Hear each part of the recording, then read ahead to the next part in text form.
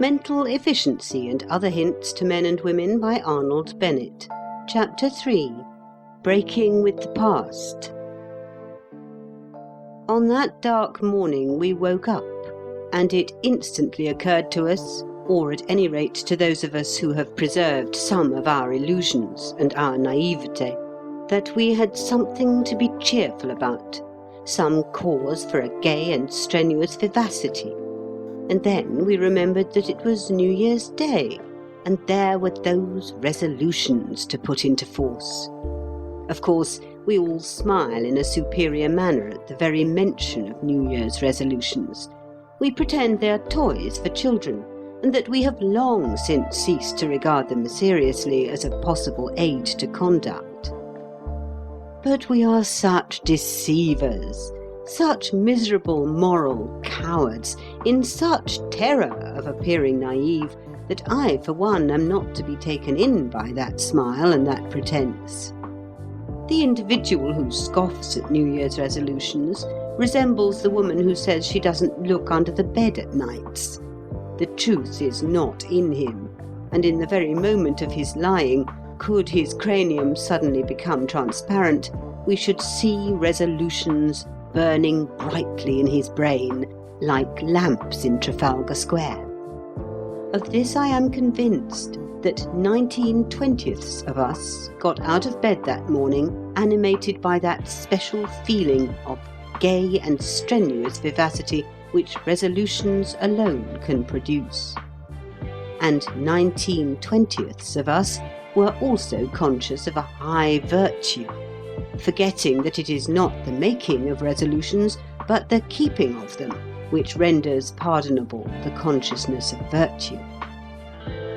And at this hour, while the activity of the resolution is yet in full blast, I would wish to insist on the truism, obvious perhaps, but apt to be overlooked, that a man cannot go forward and stand still at the same time. Just as moralists have often animadverted on the tendency to live in the future, so I would animadvert upon the tendency to live in the past. Because all around me I see men carefully tying themselves with an unbreakable rope to an immovable post at the bottom of a hill, and then struggling to climb the hill. If there is one resolution more important than another, it is the resolution to break with the past. If life is not a continual denial of the past, then it is nothing.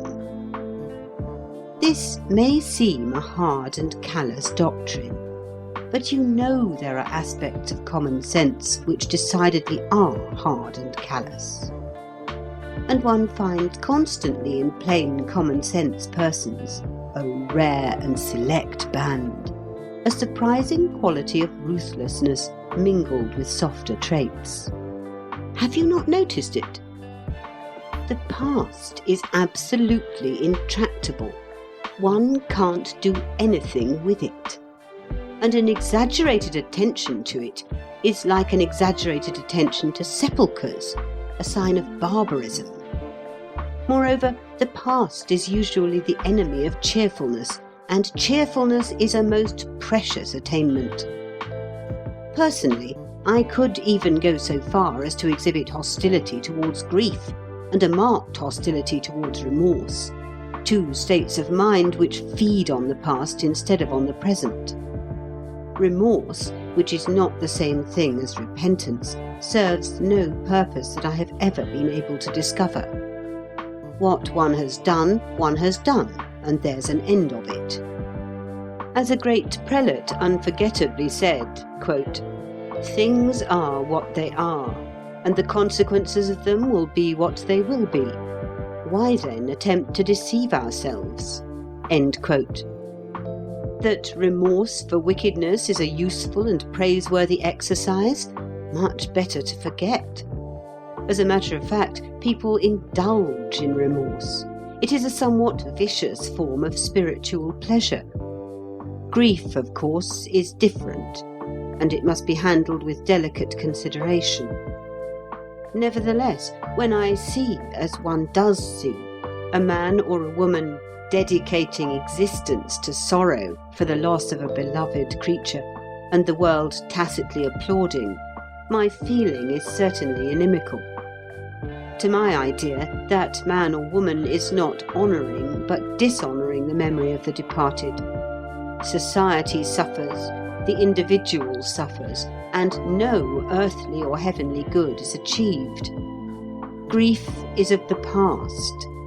It mars the present. It is a form of indulgence, and it ought to be bridled much more than it often is.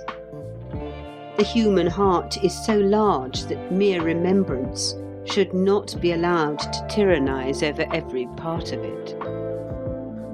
But cases of remorse and absorbing grief are comparatively rare.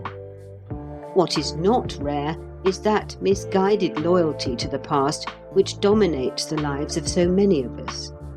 I do not speak of leading principles which are not likely to incommode us by changing.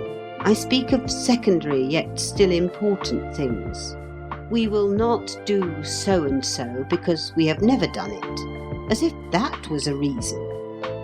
Or we have always done so and so, therefore we must always do it, as if that was logic. This disposition to an irrational Toryism is curiously discoverable in advanced radicals, and it will show itself in the veriest trifles. I remember such a man whose wife objected to his form of hat. Not that I would call so crowning an affair as a hat a trifle. "My dear," he protested, "I have always worn this sort of hat.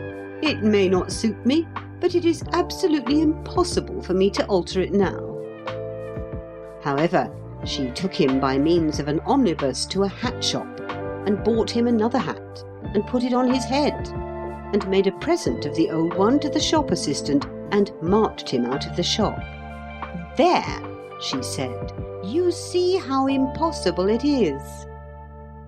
This is a parable, and I will not insult your intelligence by applying it.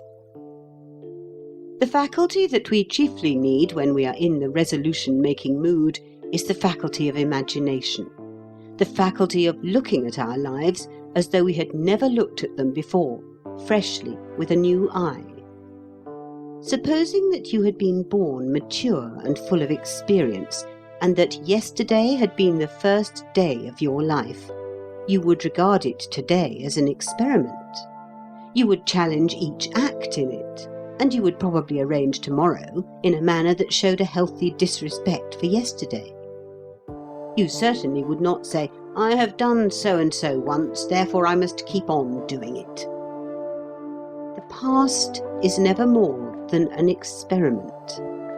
A genuine appreciation of this fact will make our new resolutions more valuable and drastic than they usually are. I have a dim notion that the most useful resolution for most of us would be to break quite 50% of all the vows we have ever made.